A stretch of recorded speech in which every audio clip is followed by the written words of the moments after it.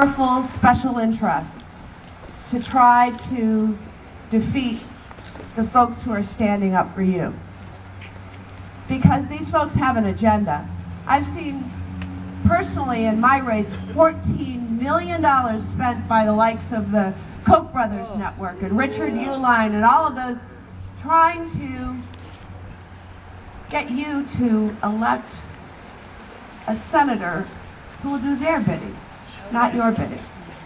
And that's what a lot of the choices in front of us on the ballot are.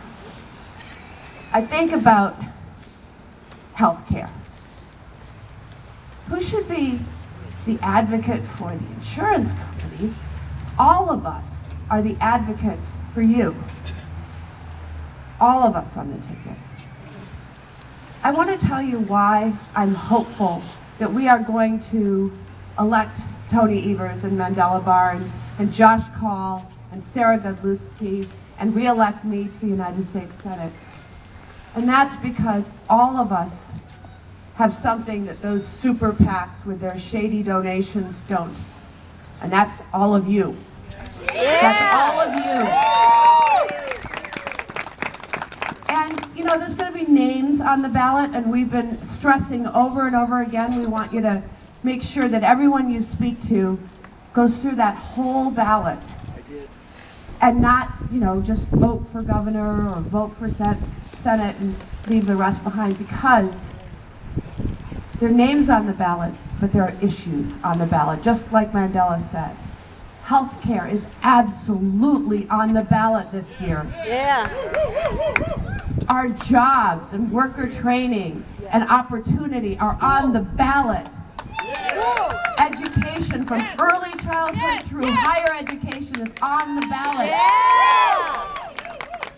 And we need people in office who are willing to stand up to whether it's the big banks and Wall Street or the insurance companies or the pharmaceutical companies to fight for you. And, you know, there's some stark contrasts up and down the ballot. But I want you to know how important it is to me when I work in the United States Senate to have partners and allies working at the state level, in the legislature and in the governor's office, in the treasurer's office, in the AG's office. I, speaking of AG, am ashamed that we have a state, a governor and an AG who led a lawsuit to try to take away people's health care. Who led a lawsuit along with 19 other states. That is wrong.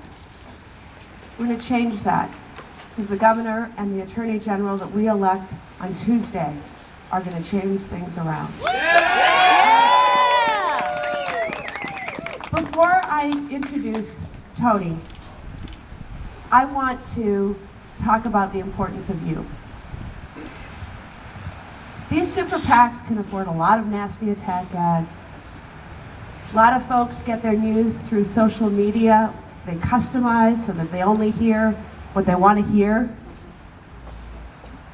In this day of modern technology, door-to-door is more important than it's ever been before, because you might be the first person that somebody talks to and converses with who says, oh, that's actually a hoax on the internet, or that's actually not true, and let me tell you about how this candidate has been a champion for you.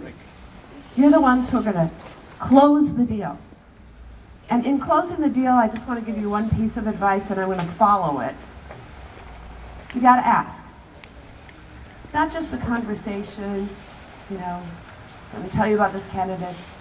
You have to end with, and I want you to vote. I want you to vote for Tony Evers. I want you to vote for Tammy Baldwin. Because you've then made a deal. It's a contract.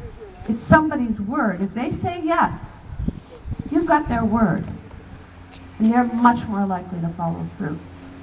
And people like to be asked. Nobody wants to be taken for granted. So, I ask for your vote, and I also ask for your vote for the person I want to bring up on stage right now, a person who has dedicated his life to children, to education, to public education, who cares about it from birth to whatever degree somebody ends up with. He is dedicated to Wisconsin families. He will also be an extraordinary ally on protecting our health care and fixing our infrastructure. The next governor of the United States.